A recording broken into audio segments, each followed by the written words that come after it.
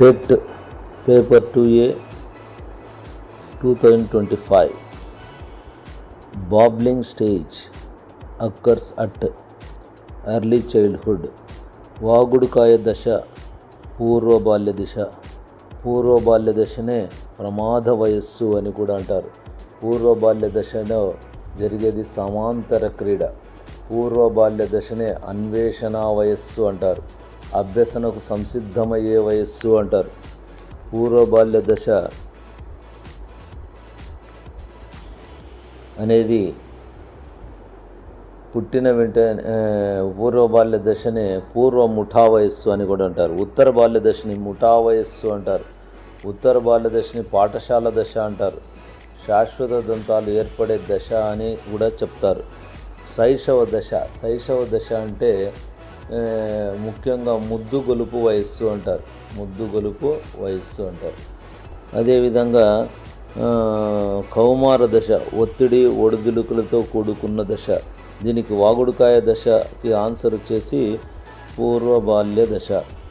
అదేవిధంగా ఈ క్రింది వానిలో వికాస లక్షణాలకు సంబంధించి సరికానిది ఏది? వికాసంలో వైయక్తిక భేదాలు ఉంటాయి, కరెక్టే. వికాసం నిర్దిష్ట దశ నుండి సాధారణానికి సాగుతుంది, ఇది తప్పు. వికాసం సాధారణ దిశ నుండి నిర్దిష్ట దశకు సాగుతుంది.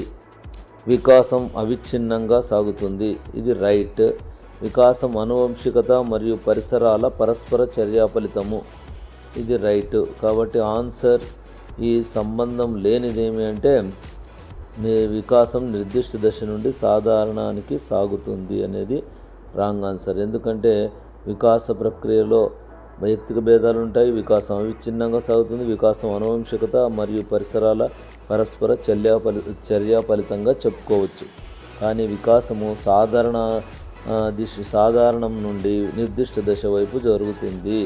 కాబట్టి 2 అనేది రాంగ్ ఆన్సర్, సరికానిది. నెక్స్ట్, సరికాని జతను గుర్తించండి. పాఠశాల వయస్సు ఉత్తర బాల్య దశ. సరికాని జతను గుర్తించండి. పాఠశాల వయస్సు ఉత్తర బాల్య దశ. ముఠా వయస్సు ఉత్తర బాల్య దశ. అన్వేషణ దశ పూర్వ బాల్య దశ. ప్రమాదాల వయస్సు ఉత్తర బాల్య దశ. సో 4వది తప్పు. పాఠశాల వయస్సే ఉత్తర బాల్య దశ. ముఠా వయస్సే ఉత్తర బాల్య దశ. అన్వేషణ దశ పూర్వ బాల్య దశ. ఇవన్నీ కరెక్టు. కానీ ప్రమాదాల వయస్సు అని పూర్వ బాల్య దశని అంటారు కాబట్టి ఇది సరికాని జత. 4వది సరికాని జత. నెక్స్ట్, ఎరిక్సన్ మనోసాంఘిక వికాస సిద్ధాంతం ప్రకారం సరికాని జత. ఈడ సరికాని జత చూసినట్లయితే ఎరిక్సన్ యొక్క సాంఘిక వికాస సిద్ధాంతం ప్రకారం మనకు శ్రమించడం, పాఠశాల దశలో శ్రమించడము, తర్వాత న్యూనతాభావం అనేది ఉంటుంది. శ్రమించడము, న్యూనతాభావం అనేది ఉంటుంది. కాబట్టి సాంఘీకరణము అనే దానికి సంబంధించి సరి అయినదే. తర్వాత క్రీడా దశ, చొరవ చూపడం, తప్పు చేశానన్న భావన, కరెక్టే. పాత్ర గుర్తింపు, పాత్ర సందిగ్ధం కౌమార దశలో జరుగుతుంది, రైటే. ఉత్తర శైశవ దశలో నమ్మకం అపనమ్మకం కాదు, పూర్వ శైశవ దశలో జరిగేదే నమ్మకం అపనమ్మకం. కాబట్టి ఇది రాంగ్ ఆన్సర్. కాబట్టి సరికాని జత అంటే ఉత్తర శైశవ దశలో నమ్మకం అపనమ్మకం అనేటువంటిది ఉండదు. కాబట్టి ఇది ఎరిక్సన్కి సంబంధించినటువంటిది. అదేవిధంగా ఆత్మభావన ప్రారంభమయ్యే దశ. ఆత్మభావన ప్రారంభమయ్యే దశ పూర్వ బాల్య దశ. అమ్మ చెప్పిన పనుల్లో గదిని శుభ్రం చేయడం ఇష్టం లేదు. ఆ పనిని చెయ్యను అని చెబితే బట్టలు ఉతకమంటుంది అని భయం. ఇచ్చట సంఘర్షణ. కాబట్టి గది శుభ్రం చేయడం ఇష్టం లేదు, మరి ఆ పని చేయనంటే బట్టలు ఉతకమంటుంది, అది కూడా భయం. ఒకటేమో ఇష్టం లేదు, ఒకటేమో భయం. కాబట్టి 2 ఇష్టం లేని విషయాలు. కాబట్టి పరిహార సంఘర్షణ, దట్ ఈస్ అవాయిడెన్స్ కాన్ఫ్లిక్ట్. సరికాని జతను గుర్తించండి. నాయకుడు నామమాత్రం, ప్రజాస్వామ్య నాయకత్వం, ఇది తప్పు. నాయకుడు మార్గదర్శకుడు, నిరంకుశ నాయకత్వం, అది తప్పు. నాయకుడు నిర్దేశకుడు, జోక్యరహిత నాయకత్వం, ఇది కూడా తప్పే. కాబట్టి సరికాని జతలు 3 సరికాని జతలే. 3వది కరెక్ట్ ఆన్సర్. ఎందుకంటే ప్రజాస్వామ్య నాయకత్వంలో నాయకుడు ప్రజల అభిప్రాయం మేరకు పనిచేస్తాడు, నామమాత్రం కాదు.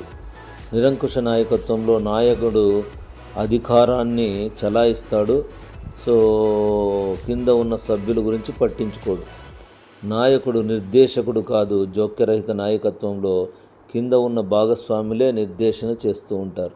కాబట్టి 3 తప్పే. 3 అనేది రైట్ ఆన్సర్. ఈ క్రింది జతల ఆధారంగా సరి అయిన సమాధానం గుర్తించండి. అన్వేషణ వయస్సు పూర్వ బాల్య దశ కరెక్ట్. పూర్వ పాఠశాల దశ ఉత్తర బాల్య దశ రాంగ్. ముఠా వయస్సు కౌమార దశ రాంగ్. సందిగ్ధ వయస్సు ఉత్తర బాల్య దశ రాంగ్. కాబట్టి ఇక్కడ మనకు రైట్ అయినటువంటిది ఏమంటే 1వది ఏ ఈజ్ కరెక్ట్. ఏ అంటే అన్వేషణ వయస్సు పూర్వ బాల్య దశ, ఇది కరెక్ట్. బి అనేది ఇన్కరెక్ట్. బి అంటే ఏమి? పూర్వ పాఠశాల వయస్సు ఉత్తర బాల్య దశ కాదు, పూర్వ పాఠశాల దశ. పూర్వ బాల్య దశనే పూర్వ పాఠశాల దశ, కాబట్టి ఇది రాంగ్. ఏ అనేది correct. A candidate who fails to qualify in a police selection race cries like a child is an example of this defense mechanism that is nothing but called regression. Police selection కోసం జరిగిన పరుగు పందెంలో qualify కాలేక అభ్యర్థి చిన్న పిల్లాడిలా ఏడవడం క్రింది రక్షక తంత్రము. ఈ రక్షక తంత్రం ఏది అంటే ప్రతిగమనం. ప్రతిగమనం అంటే పిల్లవాడుగా పెద్ద వ్యక్తి పిల్లవాని వలె వెనక్కి తిరిగి ఆ లక్షణాలతో ఏడడం అనేది ప్రతిగమనానికి సంబంధించింది. తర్వాత మనోవిజ్ఞాన శాస్త్రానికి సంబంధించి ఫ్రాయిడ్ క్రింది విభాగంలో విశేష కృషి జరిపినట్లుగా చెబుతారు. స్వప్న విశ్లేషణ, డ్రీమ్ అనాలిసిస్ అనేది ఫ్రాయిడ్ చేసినటువంటి ఒకానొక కృషి. కారణం, ఈ డ్రీమ్ అనాలిసిస్ ద్వారా వ్యక్తులలో ఉన్న అచేతనమైనటువంటి అంశాలను బయటికి తీయవచ్చు అని చెబుతాడు సిగ్మండ్ ఫ్రాయిడ్. ప్రత్యక్షం యొక్క లక్షణం కానిది గుర్తించండి. ఇది సంశ్లేషణతో కూడుకున్న ప్రక్రియ. ఇది సంవేదనలపై ఆధారపడిన ప్రక్రియ. ఇది ప్రేరణపై ఏమాత్రం ఆధారపడని ప్రక్రియ. ఇది విశ్లేషణతో కూడిన ప్రక్రియ. 3వది ఆన్సర్. కారణం ఏమంటే ఇది ప్రేరణపై ఆధారపడుతుంది, ఆధారపడదు అని రాశాడు కాబట్టి ఇది తప్పు. మరి ప్రత్యక్షం యొక్క లక్షణం ఏమి అంటే ఇది సంశ్లేషణతో కూడిన ప్రక్రియ. ఇది సంవేదనలపై ఆధారపడిన ప్రక్రియ. ఇది విశ్లేషణలతో కూడిన ప్రక్రియ. ఈ 3 కూడా కరెక్ట్ లక్షణాలు ప్రత్యక్షానికి సంబంధించి. Perception if you identify the characteristic feature that it is not in perception. The perception characteristics are this process involves synthesis. The process is not at all depend on motivation is wrong answer. This process depends on sensation, that is right answer. This process involves analysis. Therefore, is not a characteristic of perception means the process is not at all dependent on motivation. ఇది ప్రేరణ సూత్రంపై ఏమాత్రం ఆధారపడిన ప్రక్రియ అనేది సరికానిది, లక్షణం కానిది. ఒక వ్యక్తికి ముఖ్యమైన ఒక పని, లక్ష్యము లేదా పరిశోధనా రంగంపై ఎంపిక చేసిన శ్రద్ధను చూపించాలనే కోరిక, అవసరంతో కూడిన వైఖరిని ఇలా అంటారు. దీన్నే ఆసక్తి, ఇంట్రెస్ట్ అంటారు.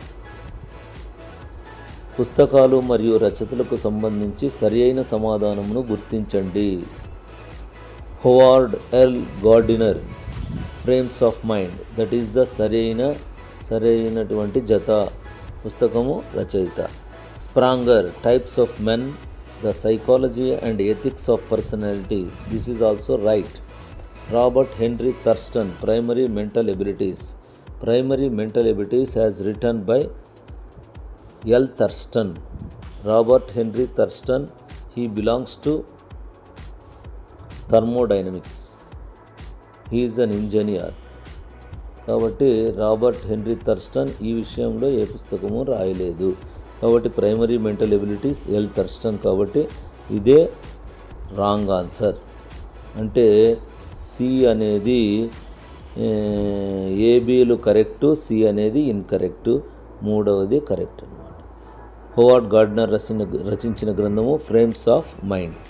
స్ప్రాంగర్ రచించిన గ్రంథము types of men, the psychology and ethics of personality. Then, one of the following statement is not true related to attention. ఈ క్రింది వానులో అవధానము విషయంలో నిజం కానిది. అవధానము విభజన సాధ్యం కాదు, కరెక్ట్. అవధానము యోచన శక్తుల సముదాయమే ప్రత్యక్షము, రైట్. లిప్తపాటు కాలంలో ఎంత విషయమును అవధానం చేయగలమో అదే అవధాన విస్మృతి, ఇది రాంగ్. భావనోద్భవము జరగకపోవడానికి కారణం అవధాన లోపం, ఇది కరెక్టే.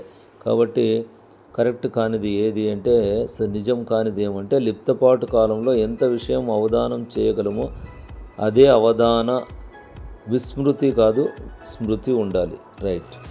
ఇదే రాంగ్, కాబట్టి ఇది నిజం కాదు. నెక్స్ట్, యత్నరహిత అభ్యసనం. యత్నదోష అభ్యసనం కాదు, అంతర్దృష్టి అభ్యసనం పద్ధతి కూడా కాదు. పరిశీలన అభ్యసనంలో యత్నం అనేది ఉండదు, పరిశీలిస్తూ నేర్చుకుంటాడు. కార్యసాధక నిబంధనం అనేది యత్నము ఉంటుంది. కాబట్టి యత్నరహిత అభ్యసనం ఏది అంటే పరిశీలన అభ్యసన సిద్ధాంతము, అబ్జర్వేషన్ లెర్నింగ్ మెథడ్. నెక్స్ట్, పేదలకు సాయం చేస్తున్న ఒక అబ్బాయిని చూసి టీచర్ మెచ్చుకున్న తర్వాత నుండి ఆ అబ్బాయి సహాయం చేయుటకు అలవాటుగా మార్చుకున్నాడు. ఇది ఇందులో ఇమిడి ఉన్న అభ్యసనం. పేదలకు సహాయం చేస్తున్న ఒక అబ్బాయిని చూసి టీచర్ మెచ్చుకున్న తర్వాత అప్పటి నుండి ఆ అబ్బాయి సహాయం చేయుటకు అలవాటుగా మార్చుకున్నాడు. ఇందులో ఇమిడి ఉన్న అభ్యసనం ఏమి అంటే కార్యసాధక నిబంధనము. ఇక్కడ పునర్భరణము చెందినటువంటి విద్యార్థి సహాయం చేస్తూ పోతున్నాడు, కాబట్టి ఇది కార్యసాధక నిబంధనము. మాంటిసోరీ మెథడ్ అనే పుస్తకాన్ని రచించిన వారెవరు? మాంటిసోరీ అనే పుస్తకాన్ని రచించినది గీజుబాయ్. పగటి కళ, రైలుబడి, మాంటిసోరీ మెథడ్ అనే పుస్తకాలను రచించినది గీజుబాయ్. ఈ మాంటిసోరీ మెథడ్ అనేటువంటిది, మాంటిసోరీ బోధనా పద్ధతి మన భారతదేశంలో ఏ విధంగా మనం తీసుకొని రావచ్చు అనే దాని గురించి ఈ పుస్తకంలో ఉన్నది. ఫ్రేజియర్ పాల్సన్ అభిప్రాయం ప్రకారం పోర్ట్ఫోలియో దీనికి ఉపకరిస్తుంది. ఉపాధ్యాయులు వారు బోధనా ప్రక్రియలు మెరుగుపరుచుటకు తప్పిది. విద్యార్థులు వారు చేసిన పనులు వారే మదింపు చేసుకొనుటకు ఇది రైట్. సమాజం వారి అవసరాలకు అనుగుణంగా పాఠ్య ప్రణాళిక సిద్ధం చేసుకొనుటకు ఇది కూడా రాంగ్. బోధనాభ్యసన సామాగ్రిని తయారు చేసుకొనుటకు ఇది కూడా కాదు. కాబట్టి విద్యార్థులు వారు చేసిన పనులను వారే మదింపు చేసుకొనుటే ఫ్రేజియర్ పాల్సన్ అభిప్రాయం ప్రకారం పోర్ట్ఫోలియో దీనికి ఉపకరిస్తుంది. దేనికి అంటే విద్యార్థులు వారు చేసిన పనులను వారే మదింపు చేసుకొనుటకు ఈ పోర్ట్ఫోలియో ఉపకరిస్తుందని ఫ్రేజియర్ పాల్సన్ అభిప్రాయపడ్డారు. 2 అనేటువంటిది కరెక్ట్ ఆన్సర్ అన్నమాట. మూర్తిమత్వము సమగ్రమైన సంపూర్ణమైన వ్యవస్థ అని నిర్వచించిన వారు ఎవరు అని నిర్వచించినది కర్ట్ లెవిన్ అనేటువంటి శాస్త్రవేత్త ఈ విధంగా మూర్తిమత్వాన్ని విశదీకరించాడు.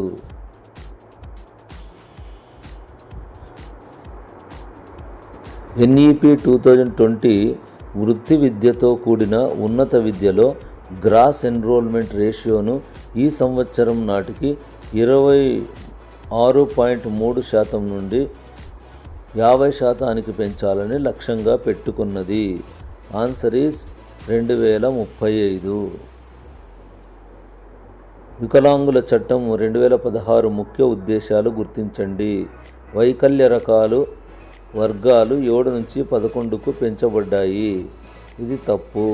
ప్రభుత్వ ఉద్యోగాలలో రిజర్వేషన్లు 3 నుండి 4% వరకు పెంచబడినవి. ఇది రైటు.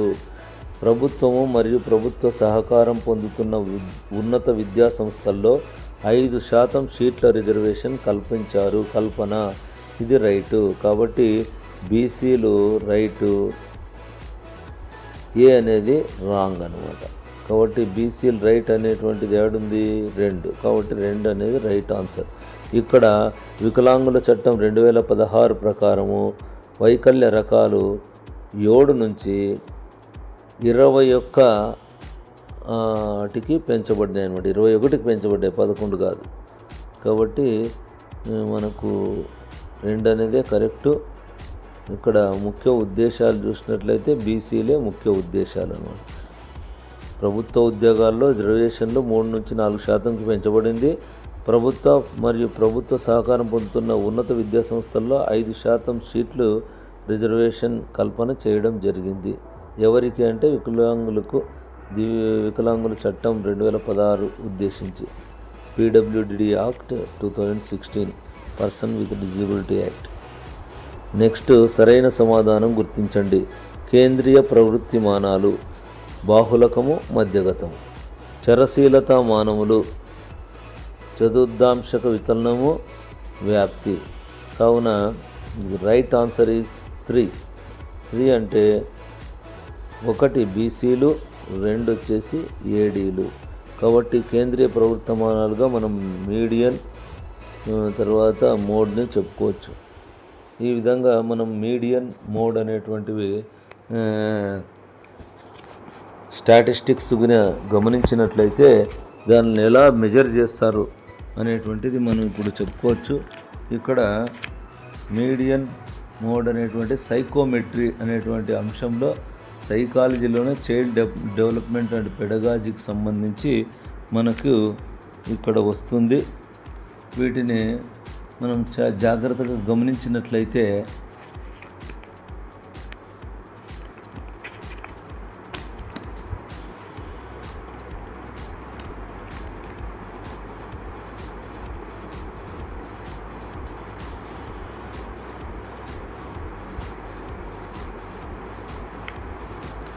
కావున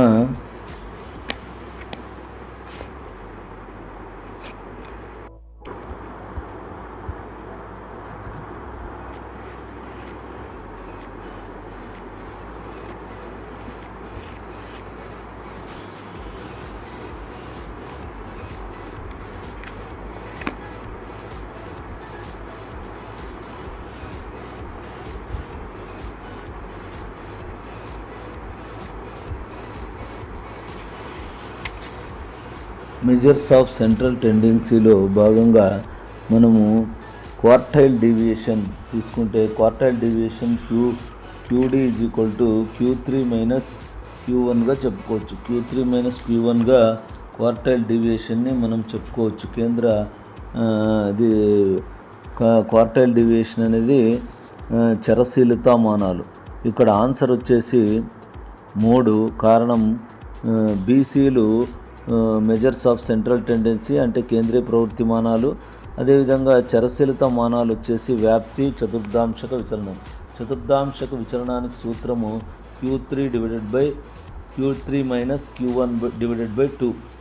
చతుర్థాంశక విచలనంలో Q1 అంటే L1 plus N/4 minus M1 divided by F1 into C. అదేవిధంగా Q3 is equal to L3 plus 3n/4 minus M3 divided by F3 into C.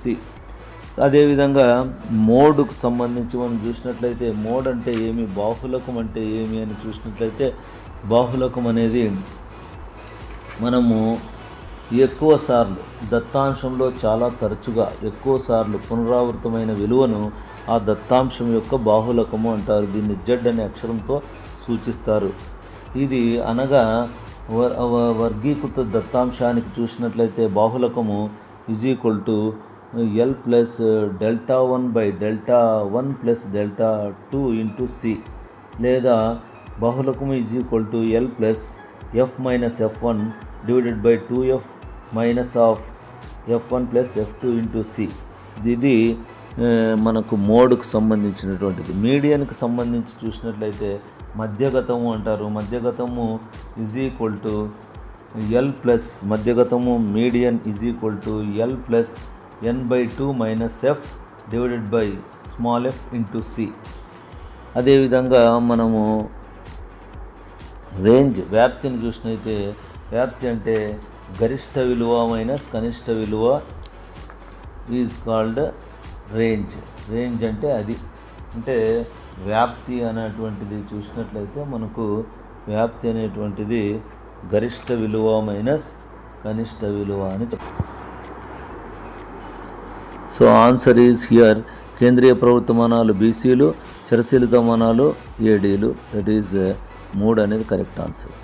అదేవిధంగా ఇక్కడ మనకు SD is equal to square root of sigma X square by N. Identify wrongly indicated 1 in the equation. అంటే SD is equal to square root of sigma X square by N సమీకరణంలో తప్పుగా సూచించబడిన దాన్ని గుర్తించండి. ఎన్ అనేది గణనాల సంఖ్య, రైట్. ఎక్స్ స్క్వేర్ అనేది ఘన విచలనం యొక్క వర్గము, right. Sigma X square is equal to గణనాల విచలన వర్గాల మొత్తము, రైట్. ఎస్డి సంక్షిప్త భాగహారము, ఇది రాంగ్. ఎస్డి అంటే స్టాండర్డ్ డీవియేషన్, అంటే ప్రామాణిక విచలనము, కాబట్టి ఇది రాంగ్ ఆన్సర్. కాబట్టి తప్పుగా సూచించబడిండేది 4వది. ఎస్డి అంటే సంక్షిప్త భాగహారం కాదు, సో ప్రామాణిక విచలనము. నెక్స్ట్, సో విద్యా గమ్యాలు, సాధించగల వ్యూహాలు, పద్ధతుల శాస్త్రమే విద్యా సాంకేతిక శాస్త్రం అని తెలిపిన వారు శివ్ కే మిత్రా.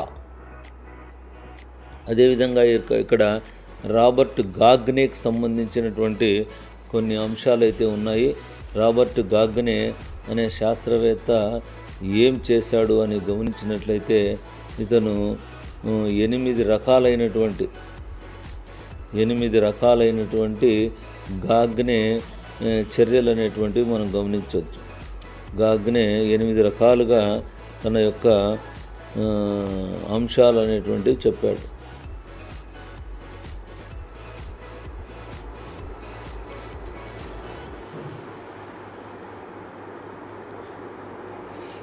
అంటే హైరార్కీ ఆఫ్ లెర్నింగ్ గురించి చెప్తూ కండిషన్స్ ఆఫ్ లెర్నింగ్ అనేటువంటిది రాబర్ట్ గాగ్నే గారు చెప్పారు.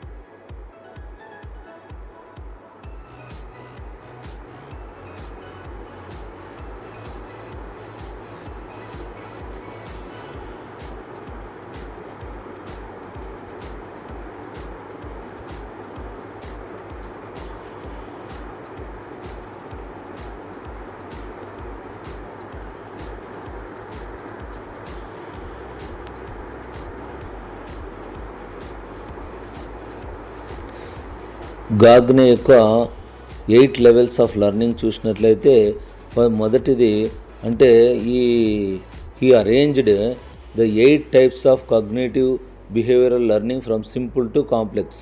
అంటే ఈయన తన యొక్క అభ్యసన క్రమానుగత శ్రేణిని 8 రకాలుగా వర్గీకరించాడు, సరళత్వం నుంచి సంక్లిష్టానికి. మొదటిది 8 లెవెల్స్లో మొదటిది సిగ్నల్ లెర్నింగ్. అంటే సిగ్నల్ లెర్నింగ్ అనేటువంటిది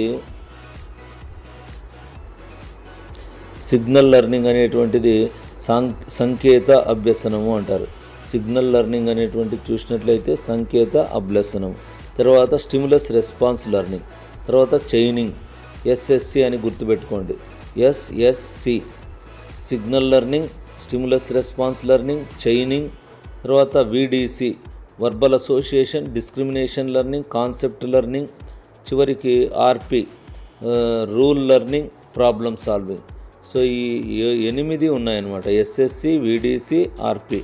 కాబట్టి signal learning, stimulus response learning, chaining, verbal association, discrimination learning, concept learning, rule learning, problem solving. ఈ 8 ఒక పద్ధతిలో అమర్చాడు గాగ్నే. కాబట్టి గాగ్నే యొక్క అభ్యసన క్రమానుగత శ్రేణిలో 8 రకాల జ్ఞానాత్మక ప్రవర్తనాత్మక అభ్యసనాన్ని సరళమైన దాని నుండి సంక్లిష్టమైన దాని వరకు క్రమబద్ధీకరించడం జరిగింది. ఈ 8 స్థాయిలు సంకేత అభ్యసనం, ఉద్దీపన ప్రతిస్పందన అభ్యాసం, శృంఖలం, వాచిక అనుసంధానం, విచక్షణ అభ్యసనం, భావన అభ్యసనం, నియమ అభ్యసనం, సమస్య పరిష్కారం, ఇలా 8 వాటి గురించి చెప్పాడు. సంకేత అభ్యసనం అంటే నిర్దిష్ట సంకేతము, సూచన అసంకల్పితంగా షరతులతో కూడిన ప్రతిస్పందన చేయబడుతుంది. ఇక్కడ ఇంకా సంకేతాల ద్వారా అభ్యసనం అనేటువంటిది ఉంటుంది. ప్రతి ఉద్దీపన ప్రతిస్పందన అంటే ఉద్దీపనకు ప్రతిస్పందనకి మానసిక ప్రతిస్పందన అంటే స్వచ్ఛంద కండర లేదా మానసిక ప్రతిస్పందన ఇవ్వడం జరుగుతుంది. అది ఉద్దీపన ప్రతిస్పందన అభ్యసనం. శృంఖలం అంటే గతంలో నేర్చుకున్న 2 లేక అంతకంటే ఎక్కువ ఉద్దీపనల్ని సంబంధాలుగా ఒకే క్రమంగా అనుసంధానించడమే శృంఖలం. వాచిక అభ్యసనం అంటే పదాలను, వాచిక సమాచార భాగాలను గొలుసులా అనుసంధానించడం. విచక్షణ అభ్యసనం అంటే వివిధ రకాల సారూప్య భౌతిక దృశ్య ఉద్దీపనలను విభిన్నమైన నిర్దిష్టమైన ప్రతిస్పందనలుగా ఇవ్వడం నేర్చుకోవడం. భావన అభ్యసనం అంటే ఒక ఉమ్మడి లక్షణాన్ని లేదా అమూర్త వర్గాన్ని గుర్తించి ఆ తరగతిలోని అన్ని అంశాలకు ఒకే విధంగా ప్రతిస్పందించడం. నియమ అభ్యసనం రూల్ లెర్నింగ్ అంటే ఒక పరిస్థితిని పరిష్కరించడానికి, వివరించడానికి 2 లేదా అంతకంటే ఎక్కువ భావనల మధ్య సంబంధం లేదా గొలుసును వర్తింపజేయడం. చివరిది 8వది సమస్య పరిష్కారం. సంక్లిష్టమైన కొత్త సమస్యకు సరికొత్త పరిష్కారాన్ని రూపొందించడమే సమస్య పరిష్కారం. ఇదివరకే ప్రావీణ్యం పొందిన నియమాలను కలపడం. ఇవే గాగ్నే యొక్క అవసరాల అభ్యసన రాబర్ట్ గాగ్నే యొక్క అభ్యసన క్రమానుగత శ్రేణి. This is the hierarchy of learning. So 8 levels ఉన్నాయి. ఈ 8 లెవెల్స్ ఇవే.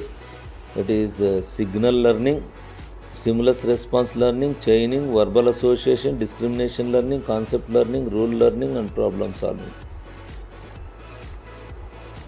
టు ది కేస్ ఆఫ్ కాబట్టి ఇక్కడ విద్యాగమ్యాలు, సాధించగల వ్యూహాలు, పద్ధతుల శాస్త్రం, విద్యా సాంకేతిక శాస్త్రం అని చెప్పినది శివ్ కే మిత్రా. రాబర్ట్ గాగ్నే వచ్చేసి అభ్యసనాల క్రమానుగత శ్రేణి.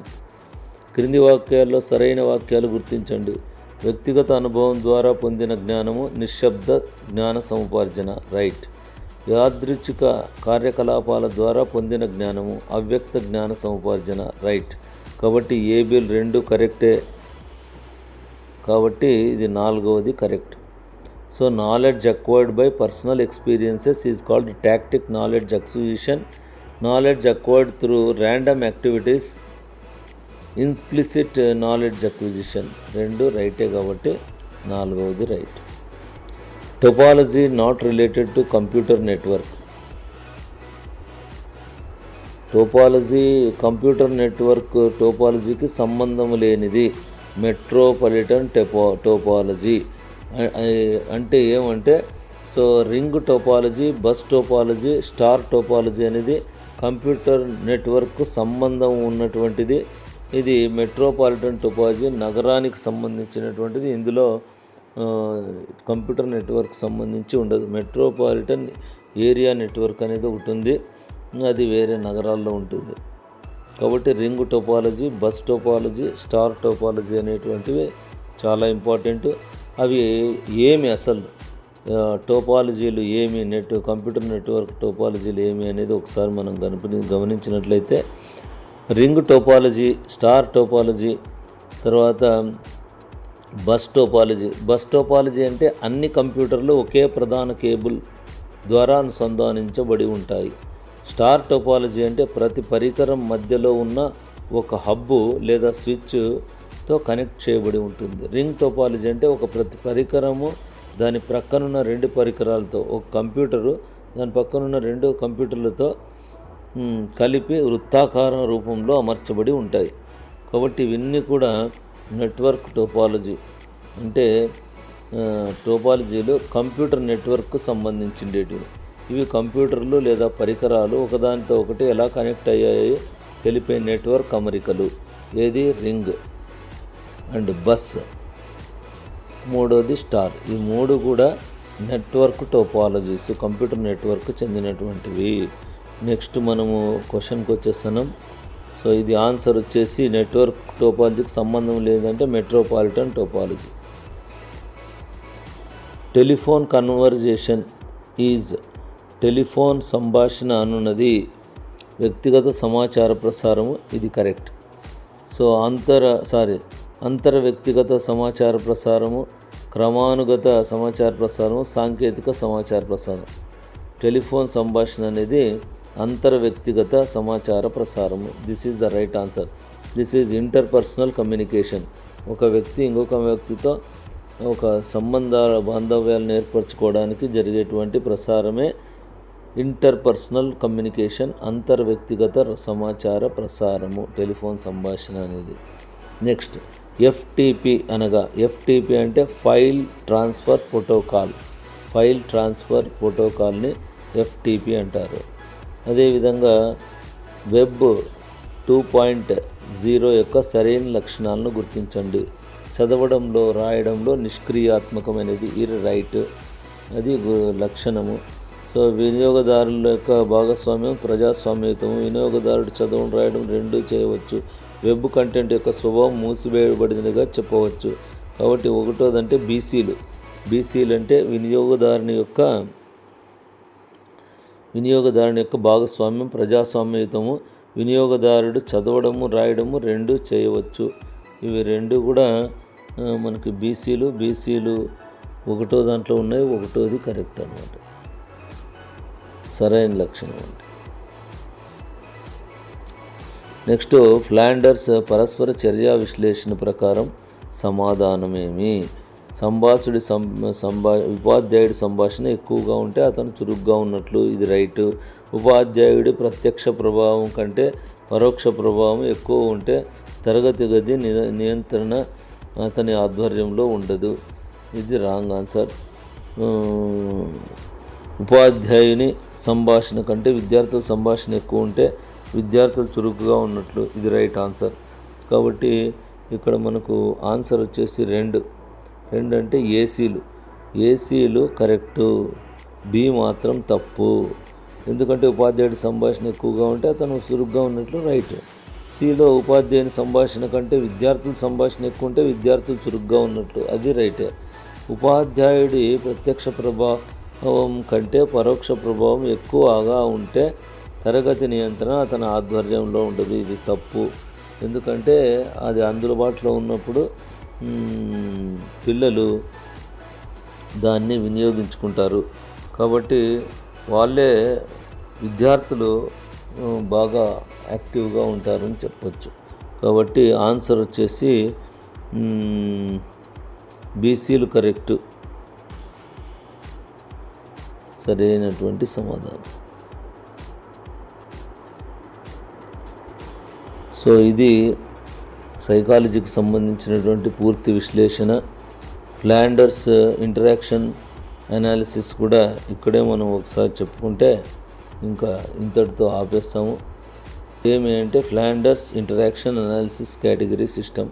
Flanders interaction analysis category system అనేటువంటిది తరగతి గదిలో ఉపాధ్యాయుడు విద్యార్థుల మధ్య జరిగే శాబ్దిక పరస్పర చర్యలను పరిశీలించడానికి రూపొందించబడిన ఒక పద్ధతి. దీనిని నెడ్ ఫ్లాండర్స్ అనే అతను అభివృద్ధి చేశాడు. ఈ విధానంలో తరగతి గదిలో జరిగే సంభాషణను ప్రధానంగా 3 భాగాలుగా వర్గీకరిస్తారు. దీంట్లో 3 భాగాలు చెప్తారు. 3 భాగాలు ఏంటివి అంటే మొత్తం 10 అంశాలుగా వర్గీకరించినటువంటివి. మొదటి 3 భాగాలు అంటే మొదటిది ఉపాధ్యాయుని సంభాషణ, టీచర్ టాక్. దీంట్లో మళ్ళీ పరోక్ష ప్రత్యక్ష ప్రభావాలుగా 2గా ఉన్నాయి. పరోక్ష ప్రభావం కింద ఏవొస్తాయంటే భావాలను అంగీకరించడం. సో విద్యార్థుల భయాలను ఆనందాలను లేదా ఇతరుల భావాలను ఉపాధ్యాయుడు అర్థం చేసుకొని సానుభూతితో అంగీకరించాలి. తర్వాత 2వది ప్రశంసించడం లేదా ప్రోత్సహించడం. విద్యార్థులు చెప్పిన సమాధానాలకు వారిని మెచ్చుకోవడం, చాలా బాగుంది, గుడ్, లేదా వారు మరింత చురుకుగా పాల్గొనేలా ప్రోత్సహించడం. ఇది పరోక్ష ప్రభావంలో 2వది. అదేవిధంగా పరోక్ష ప్రభావం కింద 3వది విద్యార్థుల ఆలోచనలను ఉపయోగించుకోవడం, అంటే accept and uses the ideas of peoples.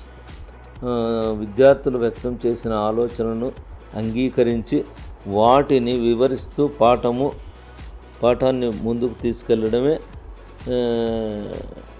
దానికి సంబంధించినటువంటి పరోక్ష ప్రభావంలో మూడవది. విద్యార్థుల ఆలోచనలను ఉపయోగించుకోవడం, విద్యార్థులు వ్యక్తం చేసిన ఆలోచనలు అంగీకరించి వాటిని విస్తరిస్తూ పాఠం ముందుకు తీసుకెళ్ళడం మూడవది. నాలుగవది ప్రశ్నలు అడగడం. అంటే పాఠ్య విషయానికి సంబంధించి సమాధానాలను విద్యార్థుల నుండి ఆశిస్తూ ఉపాధ్యాయుడు ప్రశ్నలు అడగడం. ఇవి పరోక్ష ప్రభావానికి చెందినది. ఒకటి పరోక్ష ప్రభావం చెందినటువంటి దాంట్లో accept feelings, praise and encourages, accepts and uses ideas of peoples and ask questions. These are the పరోక్ష ప్రభావానికి సంబంధించిన ఉపాధ్యాయ ప్రసంగంలో ఉన్నటువంటిది. ఉపాధ్యాయుని సంభాషణకు సంబంధించి పరోక్ష ప్రభావం కింద 4 ఉన్నాయి.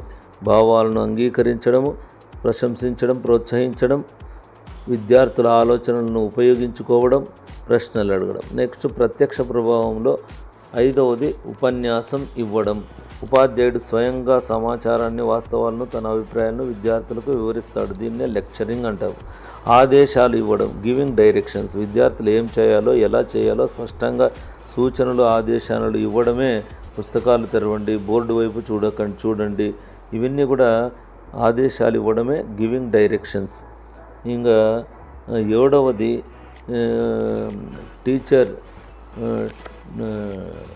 Teacher talk. అంటే ఉపాధ్యాయ సంభాషణకు సంబంధించి ప్రత్యక్ష ప్రభావానికి సంబంధించి 3వది ఏమి అంటే విమర్శించడం మరియు లేదా అధికారాన్ని ప్రదర్శించడం. Criticising or justifying authority. విద్యార్థుల అవాంఛనీయ ప్రవర్తనను సరిదిద్దడం, మందలించడం. ఉపాధ్యాయుడు తన నిర్ణయాలను సమర్థించుకోవడమే 7వది విమర్శించడము, అధికారాన్ని ప్రదర్శించడం. తర్వాత ఈ ఫ్లాండర్స్ ఇంటరాక్షన్ అనాలిసిస్లో ఉపాధ్యాయ సంభాషణ తర్వాత విద్యార్థుల సంభాషణ ఉంటుంది. స్టూడెంట్ టాక్లో స్టూడెంట్ టాక్ రెస్పాన్స్ అనేది ఒకటి. అంటే ఉపాధ్యాయుడు అడిగిన ప్రశ్నలకు విద్యార్థులు సమాధానాలు ఇవ్వడం. ఇక్కడ ఉపాధ్యాయుని చొరవ విద్యార్థి స్పందిస్తాడు. కాబట్టి విద్యార్థి స్పందన అనేది స్టూడెంట్ టాక్లో మొదటిది. విద్యార్థి చొరవ, స్టూడెంట్ టాక్ ఇనిషియేషన్. విద్యార్థులు తమకు తాముగా సందేహాలు అడుగుతుంటారు, కొత్త ఆలోచనలను వ్యక్తపరుస్తుంటారు, సొంతంగా చర్చను కూడా ప్రారంభిస్తుంటారు. ఇది విద్యార్థి చొరవ. తర్వాత ఇనిషియేషన్ అంటాము, that is student talk and initiation.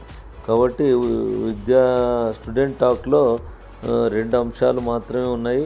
ఒకటి విద్యార్థుల సంభాషణ, that is student talk, that is విద్యార్థి స్పందన.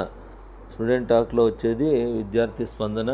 రెండవది విద్యార్థి చొరవ అనేది చెప్పచ్చు, student talk response and student talk initiation. ఇంకా చివరిది 3వది నో టాక్. ఇతర అంశాల కింద నో టాక్ అంటే నిశ్శబ్దంగా ఉండాలి. గందరగోళం, ఒక్కసారి తరగతి గదిలో మాట్లాడకుండా నిశ్శబ్దం సమయం ఉంటుంది. ఒకేసారి చాలామంది మాట్లాడడము వల్ల కూడా ఏమి చెబుతున్నారో అర్థం కాలని గందరగోళ పరిస్థితి కూడా ఉంటుంది. ఈ 10 అంశాల ద్వారా ఒక పరిశీలకుడు ప్రతి 3 సెకండ్లకు ఒకసారి తరగతి గదిలో ఏం జరుగుతోందో నమోదు చేసి ఉపాధ్యాయుని బోధనా శైలిని, తరగతి గది వాతావరణాన్ని విశ్లేషిస్తారు. This is about Flanders interaction analysis. So కావున దీనిని ఈ యొక్క ఏదైతే TET paper psychology model paper చేసామో దాన్ని విశ్లేషణాత్మకంగా విపులంగా చేయడం జరిగింది. సో మీకు నచ్చింటే లైక్ చేయండి. ఇంతవరకు సబ్స్క్రైబ్ చేసుకుంటే ఛానల్ని సబ్స్క్రైబ్ చేసుకోండి. That is my Physical Science Guru. దాదాపుగా 40కి పైగా వీడియోలు టెట్కి సంబంధించి ఉన్నాయి. Like, share, subscribe my Physical Science Guru. Thank you.